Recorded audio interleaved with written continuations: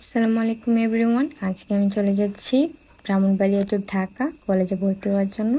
যদি আমি এক্সাইটেড ছিলাম না, বাট ভর্তি তো হতে হবে। এটা হচ্ছে আমার কলেজ।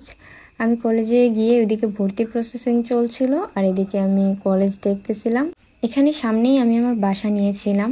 আমার কলেজ থেকে 1 থেকে 1.5 মিনিট লাগে। আর এটা হচ্ছে কলেজ ক্যাম্পাস। নিচে স্কুলের মেয়েরা ঘুরঘুরি করতেছিল।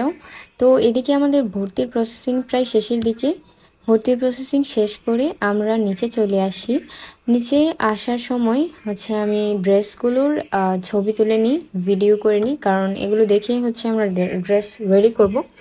তো এখানে ইউনিফর্মগুলো এভাবে লাগানো ছিল। ভর্তি শেষে আমি আমার বাসা দেখতে চলে যাই। আমি প্রথমবার যাচ্ছিলাম, এখান থেকে বললামই তো 1-1.5 মিনিট লাগে। বাসা দেখে আমার আলহামদুলিল্লাহ পছন্দই হয়েছিল। প্রথমে ছবিতে দেখে ভালো লাগেনি, পরে ভালো লাগছে। বাসা থেকে বের হয়ে আমরা একটা অটো নিয়ে নিই, কারণ আমাদের ইউনিফর্ম কেনা লাগবে। যদিও আমার ইউনিফর্ম আমি কিনিনি, আমি নিজেই বানিয়েছি, কিন্তু ওই আমার ফ্রেন্ড ওর ইউনিফর্ম কেনার জন্য আমরা যাই।